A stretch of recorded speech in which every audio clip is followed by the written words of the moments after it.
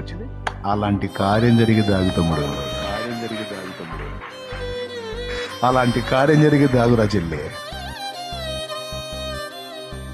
నువ్వేం కదిలిపోవాకు, నువ్వేం కదలొద్దు. పరిశుద్ధాత్మ వశం నుంచి పక్కకు పోవద్దు. దురాత్మ వశానికి వెళ్ళొద్దు. పరిశుద్ధాత్మ వశంలో ఉంటావు. దురాత్మ వశానికి వెళ్ళినప్పుడు సావు సావు సావు సావు అని ప్రేరణ కలిగిద్ది. ఆ వశంలోకి వెళ్ళొద్దు. యూదా ఇస్కరియోతు ఆ దురాత్మ వశంలోకి వెళ్ళి చచ్చిపోయాడు ఊరేసుకొని. నో నో నో, మనం పరిశుద్ధాత్మ వశంలో ఉండాలి. ఆయన నీతో ఉన్నాడని గ్రహించాలి. నీకెదురవుతున్న ఈ ప్రతికూలతలు, అవమానాలు, మాటల గాయాలు, నోటి మాటల నొప్పి, ప్రతికూలతలు, శ్రమ, వేదన అంతా ఆయన ఎరుకలోనే ఉంది. ఆ అనుభవాల్లో కూడా ఆయనే నడిపిస్తున్నాడు. తర్వాత నువ్వు అడిగిన దానికంటే, ఊహించిన దానికంటే అద్భుతమైన కార్యములు చేస్తాడు.